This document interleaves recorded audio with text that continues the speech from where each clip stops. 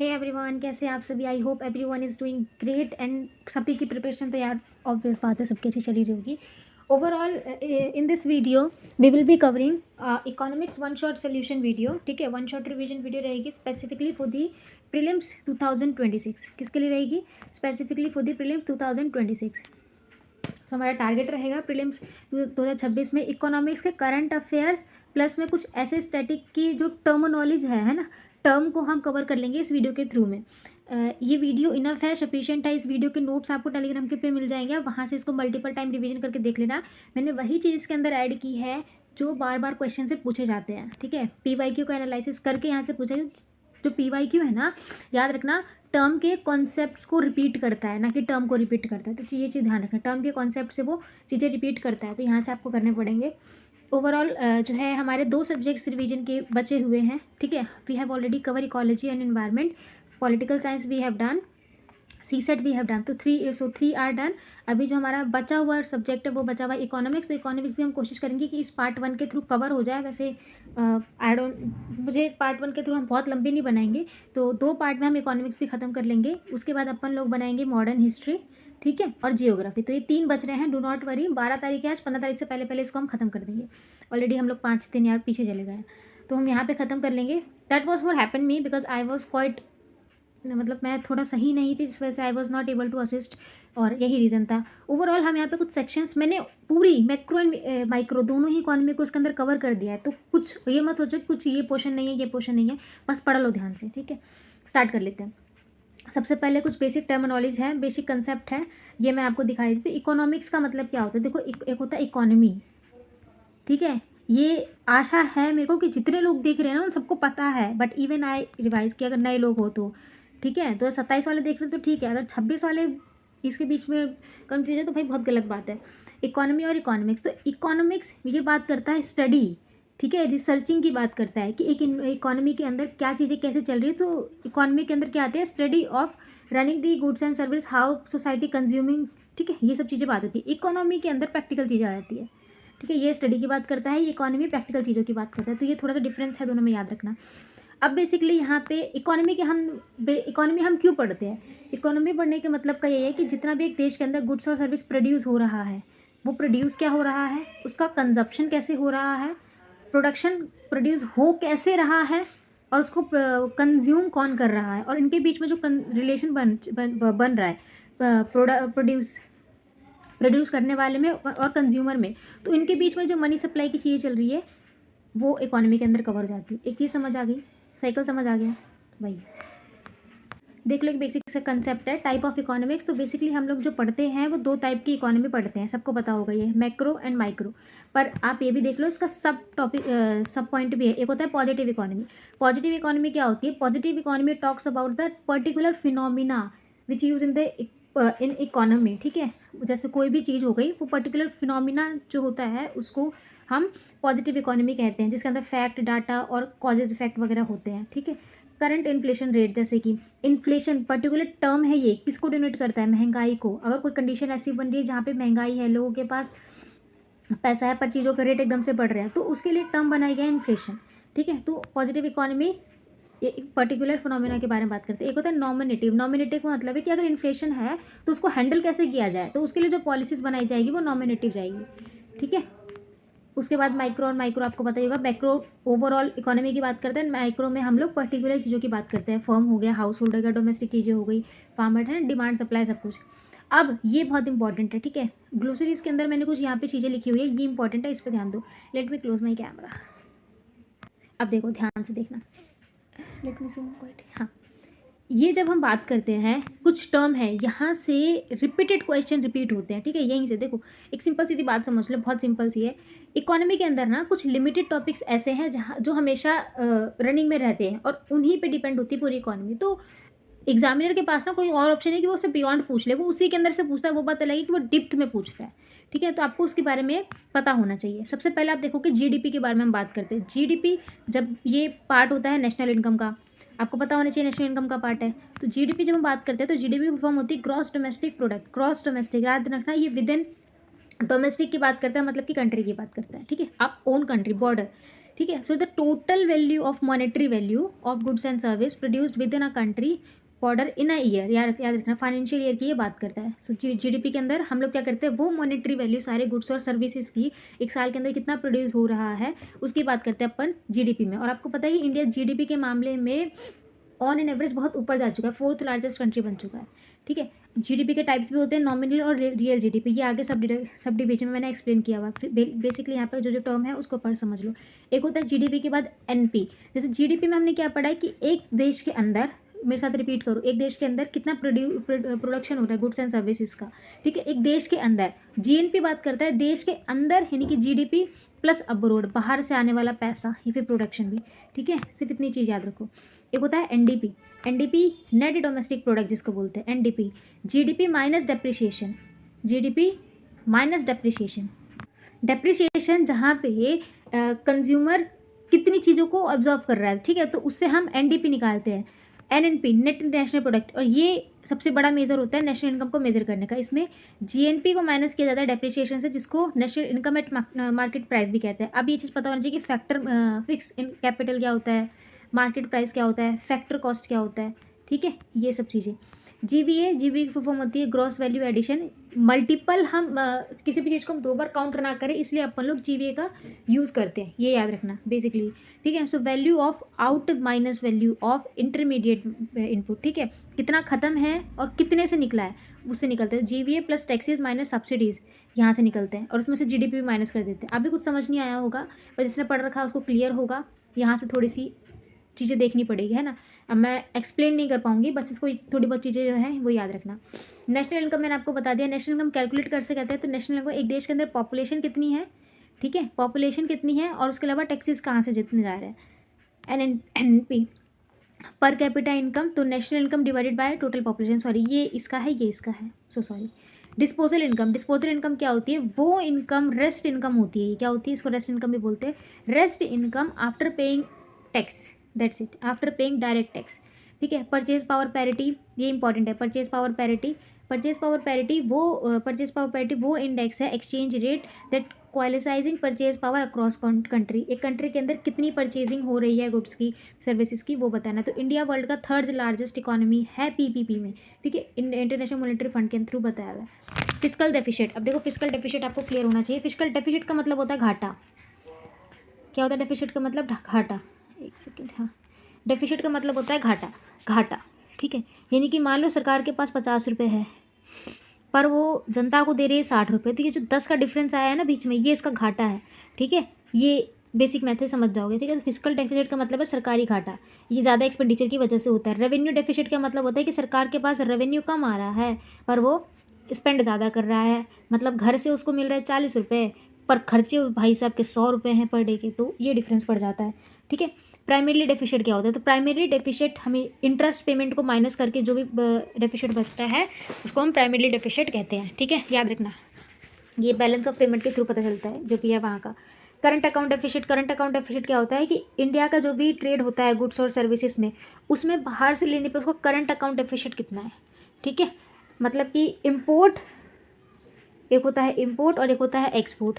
तो इंडिया का अगर एक्सपोर्ट कम है और इम्पोर्ट कम है और एक्सपोर्ट ज़्यादा है, तो वो करंट अकाउंट डेफिसिट को दर्शाता है। क्लियर है। मतलब कि वो सामान कम ले रहा है और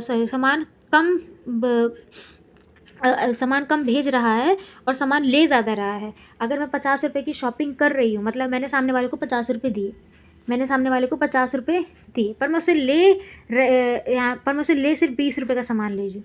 समझ आया। क्लियर करते हैं। सिर्फ इतना याद रखो, इम्पोर्ट माइनस एक्सपोर्ट में से जब भी हम निकालते हैं तो वो करंट अकाउंट डेफिसिट को दिखाता है। यानी कि एक्सपोर्ट से ज़्यादा इम्पोर्ट हो रहा है। ठीक है।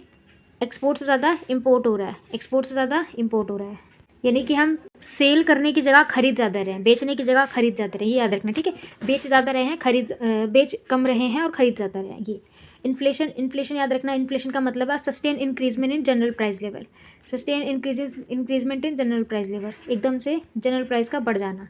डिसइन्फ्लेशन जनरल प्राइस का डाउन हो जाना, इसी का अपोजिट है। स्टैग इन्फ्लेशन एक फिनोमिना बताती हूँ। स्टैग इन्फ्लेशन में लिख लो, ग्रोथ कम होगी अनएम्प्लॉयमेंट भी कम होगा पर इन्फ्लेशन हाई रहेगा, यानी कि महंगाई रहेगी इकोनॉमी में। तो ये जो सिचुएशन बनती है उसको स्टैगफ्लेशन कहते हैं। डिसइन्फ्लेशन क्या होती है? Disinflation falling rate of inflation, मतलब कि ये वाला है इन्फ्लेशन उतनी ही है पर थोड़ा बहुत नीचे गिरा है, ठीक है, उसको डिसइन्फ्लेशन कहते हैं। Opportunity cost, next opportunity cost. Opportunity cost वो कॉस्ट होता है कि अगले बेस्ट अल्टरनेटिव का वैल्यू क्या हो सकता है। एक होता है sunk cost, sunk cost, cost already incurred and can not be recovered, sunk cost. Marginal cost, product पे मिलने वाला मार्जिन, ठीक है, याद रखना। एक्सटर्नैलिटीज़, एक्सटर्नैलिटीज़ दिखाता है वो कॉस्ट या फिर वो बेनिफिट जो थर्ड पार्टी को इफेक्ट नहीं कर रहा है, ठीक है, थर्ड पार्टी को इन्वॉल्वमेंट नहीं है। जैसे मान लो एक फार्मर है, फार्मर ने डायरेक्ट किसी कंपनी को अपने खदान वगैरह बेच दिए तो डायरेक्ट है, इसमें बीच में किसी साहूकार वगैरह का नाम नहीं आया, ठीक है, तो वो है एक्सटर्नैलिटीज़। पब्लिक गुड्स, सिंपल बात है, पब्लिक है मतलब सब वो है, तो पब्लिक गुड्स का मतलब है गवर्नमेंट के थ्रू चलाया गया, जैसे डिफेंस, लाइटहुड, ये सब चाहिए। नॉन रिवलेबल होते हैं, नॉन एक्सक्यूडेबल होते हैं। एक होता है merit, merit goods, goods that are beneficial but under consume, ठीक है, जैसे एजुकेशन वगैरह ये सब हो गया। एक होता है डीमेरिट गुड्स, डीमेरिट गुड्स जो होते हैं वो ओवर कंज्यूम हो जाते हैं, जैसे तंबाकू, ये सब चीज़ें हेल्थ के लिए खराब है बट ओवर कंज्यूम्ड है, सरकार ने इस पर बैन भी लगा दिया but even it's being running, so this is, ठीक है। मॉरल हैजर्ड्स का मतलब होता है यहाँ पे टेंडेंसी, वो टेंडेंसी जहाँ पे आप रिस्क ले सकते हो, स्टॉक वगैरह की बात करता है, ठीक है। एडवर्स सिलेक्शन, एडवर्स सिलेक्शन ये एक फिनोमिना है बेसिकली, ठीक है, जहाँ पे लो क्वालिटी गुड्स और रिस्क की बात होती है। अब सेक्शन नंबर 2 बात करते हैं, इसमें हम बात करेंगे माइक्रो इकोनॉमी की। पहले हमने कुछ टर्मिनोलॉजीज पढ़ी, सबसे पहले माइक्रो इकोनॉमी खत्म करते हैं। तो माइक्रो के अंदर ना याद रखना, हम पर्टिकुलर बेसिकली एक पर्टिकुलर चीज़ का इंडिविजुअल पे क्या इफेक्ट पड़ रहा है वो। सबसे पहले हम देखेंगे डिमांड एंड सप्लाई, यहाँ से क्वेश्चन आते हैं, मेरी बात सुन लो, समझ लो, ठीक है, और पढ़ लो थोड़ा सा। डिमांड एंड सप्लाई, अच्छा डिमांड का मतलब क्या होता है बताओ, डिमांड का मतलब क्या होता है? डिमांड का मतलब आप कहोगे डिमांड का मतलब वो जो मुझे चाहिए, है ना, जो मुझे चाहिए, यानी कि any quality of goods, it can be service also, any quality of goods that consumer are willing and able to buy at various price in given time period. क्या मैंने ये बात सही कही?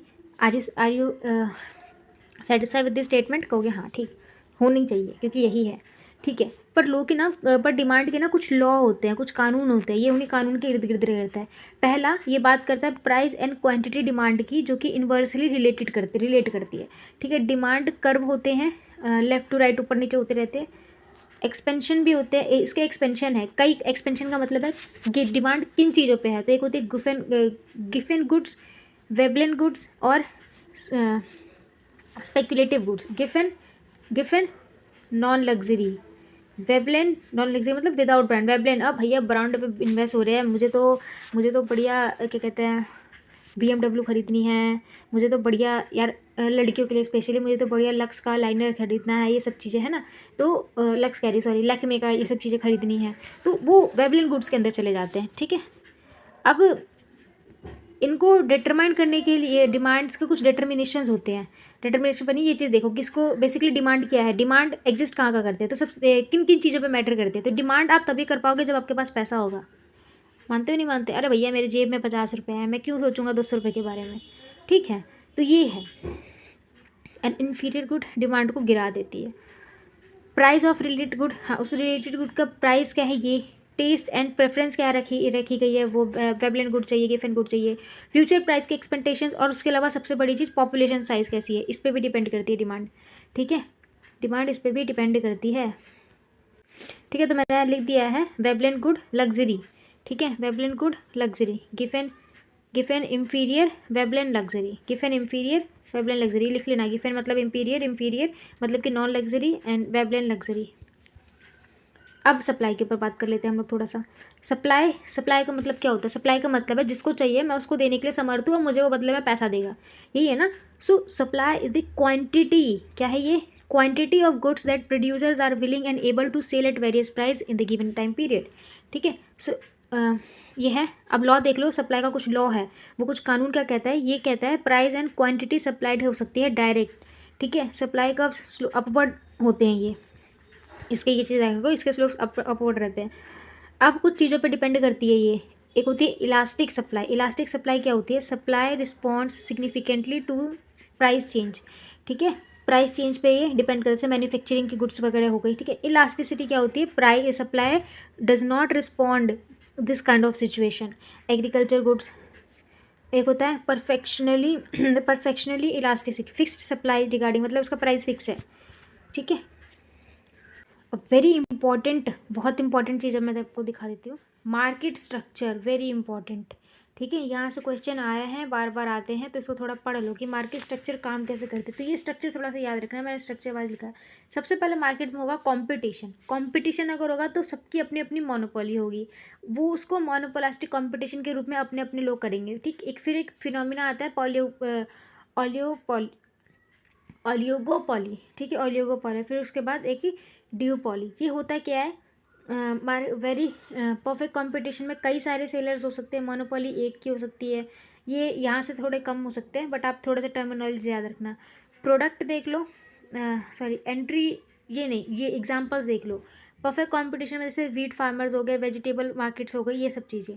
मोनोपोली में इंडियन रेलवे, पैसेंजर्स, BSNL, इनके अलग अलग मोनोपोली है जो मार्केट को कंज्यूम करने की कोशिश कर रहे हैं, ठीक है।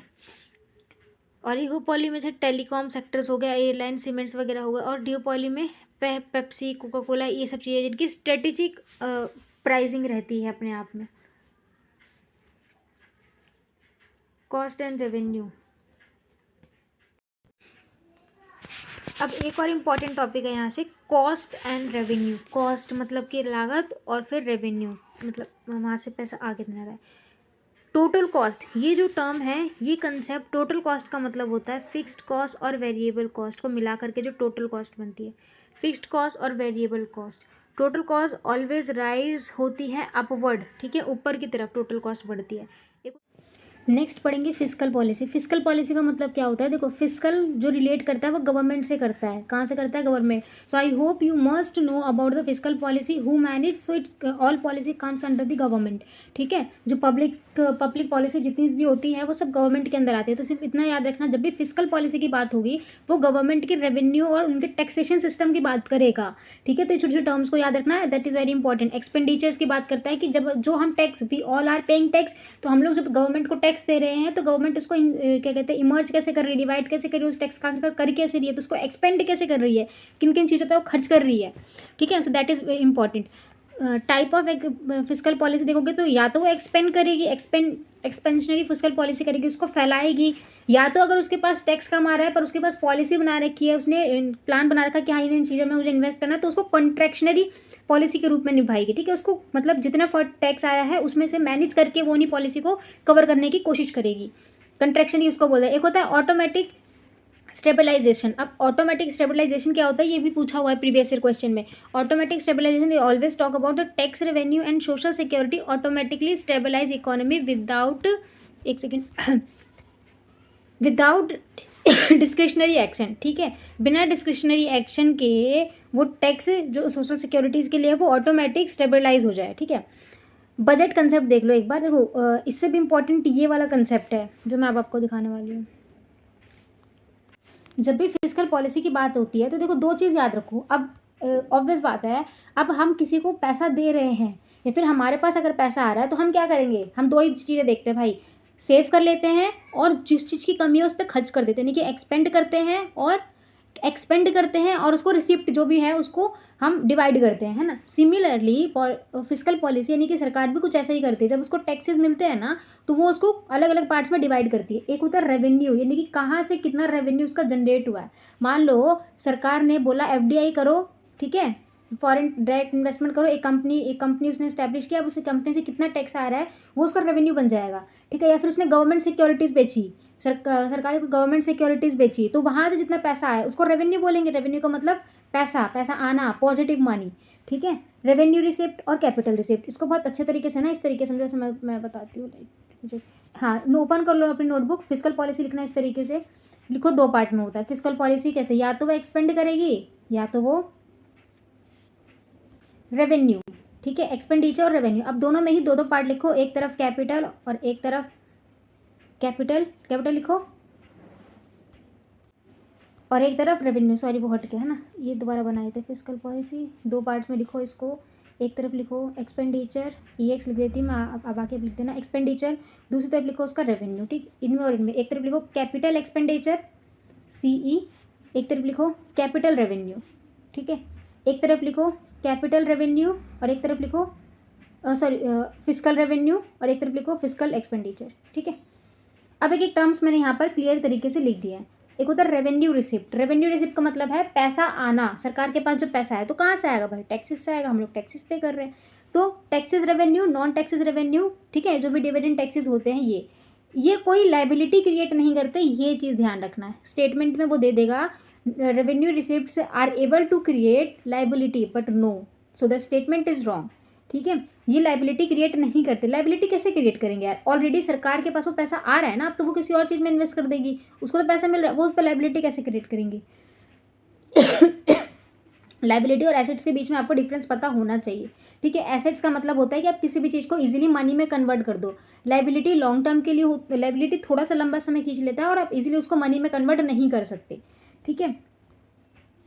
दूसरा होता है capital revenue. Capital revenue borrowing, assets recovery, यानी कि कल को उसने उधार लिया था सरकार ने, अब उसको उधार को चुका दिया है, तो थोड़ा बहुत जो वहाँ से रिसिप्ट आया है उसको वो है इसका कैपिटल रेवेन्यू में आएगा, ठीक है।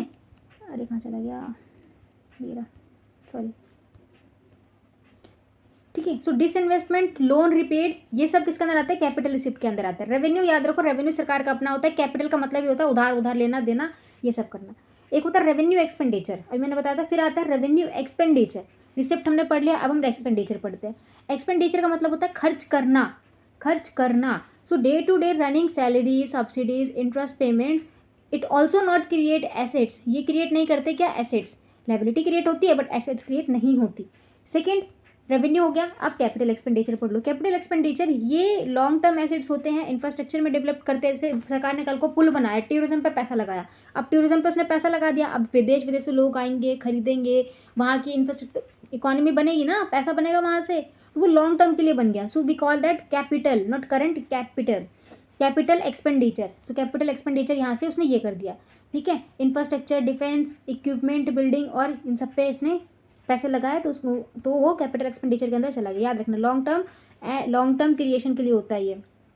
These are create the liability, ये लाइबिलिटी थोड़ा ऊपर लेकर के जाती है। फिस्कल डेफिसिट, डेफिसिट का मतलब होता है घाटा, मतलब मेरे पास पैसे हैं 100 रुपये पर मेरा खर्चा है 200 रुपये दिन का, तो 100 रुपये में डेफिसिट में रहती हूँ हमेशा, समझ गए, इस तरीके से। So total expenditure minus total revenue, जिसकी वजह से हम फिस्कल डेफिसिट निकालते हैं। ये नॉन डेप्ट कैपिटल वैल्यूज होते हैं, ठीक है। रेवेन्यू डेफिसिट, यानी कि जो पैसा आ रहा है उसमें भी घाटा। अब पैसा आ रहा है उसमें घाटा कैसे हो सकता है, सिंपल चीज़, सीधी बात है, बहुत सिंपल है। रेवेन्यू यानी कि वो एक्सपेंड ज़्यादा कर रहा है जितना उसके पास आ रहा है। मेरी सैलरी है 10,000 पर मैं उड़ा रही हूँ महीने के 15,000, सो ऑब्वियसली 5,000 मेरे ज़्यादा है, आउट ऑफ बजट है, आउट ऑफ पॉकेट मनी है। So this is the reason. Primary deficit, यहाँ से क्वेश्चन आया है, ये पढ़ लेना। प्राइमरी डेफिसिट PYQ आया है। प्राइमरी डेफिसिट क्या बोलता है, ये फिस्कल डेफिसिट में से हमेशा इंटरेस्ट पेमेंट को माइनस कर देगा।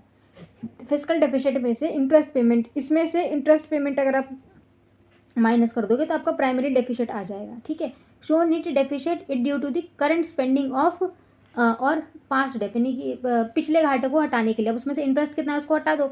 मान लो सरकार ने घाटा लिया था 50,000 का, एग्जाम्पल 50,000 का सरकार ने लोन ले रखा था, ठीक है। अब उसके पास वो लोन है, अब उसको 2 साल के लिए, पर 2 साल तक वो चुकाया नहीं, तो उस पर इंटरेस्ट का पेमेंट बढ़ता चला गया। तो प्राइमरीली क्या है कि इस इंटरेस्ट को हटा दो और उसके बाद जो आपका फिस्कल डेफिसिट में से जो इंटरेस्ट की पेमेंट बन रही है उसको हटा दो, ठीक है। सो फिस्कल डेफिसिट 50,000 था, मान लो इस पर 200 रुपये बना दो, 50,000 में 200 रुपये माइनस कर दोगे, जो भी बचेगा वो आपका प्राइमरी डेफिसिट कहला जाएगा, ठीक है।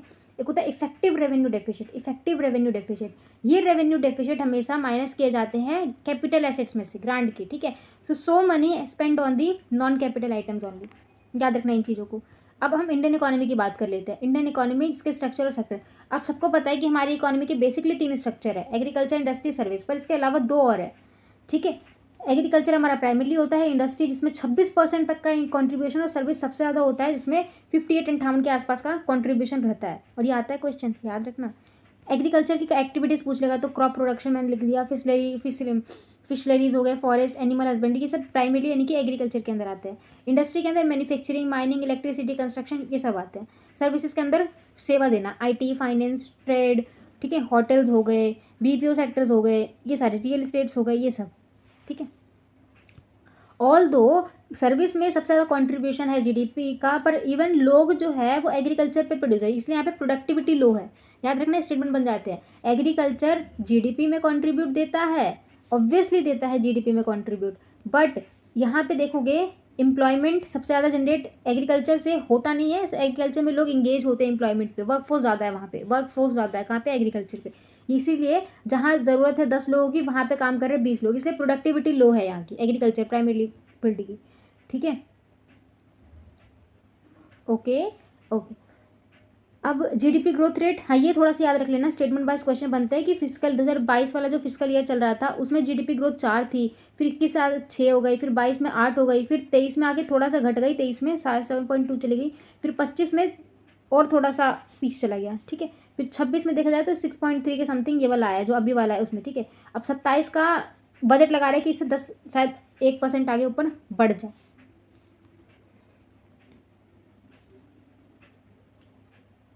मनी, बैंकिंग एंड RBI से क्वेश्चन आते हैं। This is very important section, please try to focus here. Money का मतलब होता है पैसा, जो सबको प्यारा है। फंक्शन एंड टाइप्स, उसके देख लो कैसे क्या काम करता है। तो मनी यार कैसे काम कर सकता है, मनी क्यों ज़रूरी है? अब कहोगे मनी मुझे इसलिए चाहिए क्योंकि मुझे सामान खरीदना है, तो ये मीडियम ऑफ एक्सचेंज है, is it true? Store of value है, बिल्कुल। स्टैंडर्ड ऑफ डेफर्ड पेमेंट है, बिल्कुल। एंड यूनिट ऑफ अमाउंट है, अकाउंट है, अकाउंट का यूनिट है, ठीक है। अब यहाँ पे टाइप ये इंपॉर्टेंट है, ये याद रखो। ये फ्लैट मनी, फ्लैट डेफिनेशन और एग्जांपल्स। एक होता है फ्लैट मनी। फ्लैट मनी क्या होते हैं? Not flat, fat money, fat money, fat money. Fat money क्या होती है? Money by the government decree, ठीक है। वो मनी जो गवर्नमेंट डिक्री करती है और उस पर कोई भी लीगल टेंडर नहीं होता, तो ये स्टेटमेंट बना देगा कि क्या फैट मनी लीगल टेंडर है, सो ये लीगल टेंडर है, ठीक है। अगर स्टेटमेंट बोल देगा कि लीगल टेंडर नहीं है तो वो गलत बोल रहा है, ये लीगल टेंडर है, ये आपको याद रखना पड़ेगा। जैसे पेपर नोट्स हो गए, कॉइन्स हो गए, ये इसके एग्जाम्पल है फैट के। एक होता है फिड्यूसरी मनी। फिड्यूसरी मनी वो मनी होती है जो ट्रस्ट पे बेस हो। तुम्हारे मेरे बीच में एक डील हुई है, भाई मैं एग्रीमेंट साइन कर लूँ कि मेरा अगर इतना प्रॉफिट हुआ सो आई विल बी गिव 50%, सो ये डील है। तो चेक, डिमांड ड्राफ्ट पे ये डिपेंड करता है। ये इसके एग्जाम्पल्स लिख दिए मैंने। कमोडिटी मनी, कमोडिटी मनी जो बेसिकली होती है वो इल्यूसिव मनी होती है, जैसे गोल्ड, सिल्वर, ये सब चीज़ें, ठीक है। इनको आप फिक्स नहीं कर सकते, इसका मनी मोल भाव जो है ना ऊपर नीचे होता रहता है। कमोडिटी कि तुम भाई मेरा ये काम करो, मैं इसके बदले तुम्हें ये सामान दे दूंगा, ठीक है। एक होता है नियर मनी, जिसको क्वांसी मनी भी कहते हैं। ये क्वेश्चन आया हुआ है, क्वांसी मनी, क्वांसी मनी। नियर मनी को क्वांसी मनी भी कहते हैं। ये लिक्विड एसेट इजीली कन्वर्टेबल होता है, मतलब कोई भी चीज़ है वो लिक्विड और एसेट्स में कन्वर्टेबल हो जाता है। जैसे आपका ट्रेजरी बिल हो गए, ठीक है, आप उनमें जो क्रिप्टो करेंसीज वगैरह होती है वो फिक्स डिपॉजिट्स होती है, ये सेविंग डिपॉजिट्स होते हैं, ये, ठीक है। एक होता है token money, so coins whose face value is greater than the metal value, मतलब कॉइन्स की फेस वैल्यू मेटल वैल्यू से ज़्यादा है। जैसे coins, India coins minus face value, commodity coins. Basically token, token तो पता है, टेक, जिसका फेस वैल्यू हो, नॉट फिजिकल, नहीं फिजिकल है पर इसकी पेपर नोट की तरह वैल्यू नहीं होती। ये भी देख लेना, मनी सप्लाई का जो मेजरमेंट होता है वो कैसे होता है। एक होता है M0, जिसको रिजर्व मनी कहते हैं, ठीक है, हाई पावर्ड मनी है। ये बेसिकली M0 सर्कुलेशन, करेंसी के सर्कुलेशन में यूज़ होती है, ठीक है। बैंकर जो है डिपॉजिट करता है RBI पे और अदर डिपॉजिट करते हैं RBI के पास। तो इसमें जो पब्लिक बैंक्स होते हैं उनसे कोई लेना देना नहीं होता इनका, ये चीज़ याद रखना, ठीक है। सो मोस्ट लिक्विड होते हैं, मॉनेटरी बेसिक्स पे होते हैं। M1 होता है नैरो मनी, जिसको कहते हैं, ये करेंसी पब्लिक के रूप में काम करते हैं। आप और हम demat account, saving account, current account खुलवाते हैं, ये वही है M1, ठीक है। सो हाई लिक्विडिटी होती है, ट्रांजेक्शन मनी के अंदर सारी चीज़ें लिखी जाती है। नेक्स्ट है M2। M2 कैसे निकलता है? ये M1 को मिला करके saving deposit with post saving banks, ठीक है, यानी कि M1 जितने भी करंट अकाउंट और ये डीमेट अकाउंट वगैरह है, इनमें ये सेविंग अकाउंट्स को जोड़ देता है, ठीक है। फिर M3 ब्रॉड मनी कहलाता है। क्यों? क्योंकि ये M1 plus net time deposit है, कितना पैसा लोग फिक्स करवा रहे हैं, किस अकाउंट से करवा रहे हैं, वो चीज़ें यहाँ पे लिखी जाती है। Got it. M4 M3 plus में ऊपर के सारे डिपॉजिट्स मनी को इंक्लूड करके बनाया जाता है। अब ये स्टेटमेंट सुनने में तो बहुत आसान लगेगी, पर स्टेटमेंट जब बनेंगे ना तो कोई कन्फ्यूज कर देते हैं, PYQ करते टाइम पे हम ये सब देखेंगे। आरबीआई से क्वेश्चन आते हैं, इसको भी पढ़ लो। स्टैब्लिशमेंट कब हुआ था? तो 1 अप्रैल को हुआ था। एक्ट आरबीआई एक्ट 1934 एक्ट के थ्रू इसका स्टैब्लिशमेंट हुआ था। गवर्नर अभी के लिए ये है। और हाँ, गवर्नर अपॉइंटेड किसके थ्रू होते हैं? तो ये यूनियन गवर्नमेंट यहाँ पे इनको अपॉइंट करता है, ठीक है। हेडक्वार्टर इनका मुंबई में है। मॉनेटरी पॉलिसी का फ्रेमवर्क आरबीआई के अंडर ही आता है, जिसने अपना फ्लेक्सिबल जो टारगेटिंग है उसको फिक्स कर रखा है, ऊपर हमने पढ़ लिया। बैंक रेट और एमएसपी यहाँ पर इन्होंने फिक्स कर रखा है। करेंसी इशू कौन करता है? ये आरबीआई करता है। 1 रुपये छोड़ करके बाकी सारे आरबीआई करता है, याद रखना ये चीज़, ठीक है। और बेसिकली ये पब्लिक डेप्ट को सेंटर और स्टेट दोनों लेवल पे मैनेज करता है।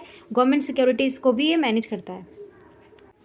अब public finances and physical policy के ऊपर है, तो इसमें टैक्सेस के बारे में direct tax, indirect tax, progressive, regressive, ये आते हैं, ये इंपॉर्टेंट है। सो सेक्शन अब हम पार्ट 2 जा करके देखो, पार्ट 2 में मिलते हैं। ये वीडियो ऑनेस्टली बहुत लंबी हो गई है। सो पार्ट 2 में जब हम लोग देखेंगे तो उसमें हम बात कर लेंगे पार्ट 6 से लेकर के part 10 around of we will be complete economy का revision in the part 2। So I hope you will be revise yourself through this PDF चाहिए तो आपको टेलीग्राम ग्रुप ज्वाइन कर लो, उसमें मिल जाएगा definitely. And otherwise just do one thing, drop the comment and I will be tag you, ठीक है। मैं आपको कमेंट बॉक्स में दे दूँगी, आप वहाँ से देख लेना।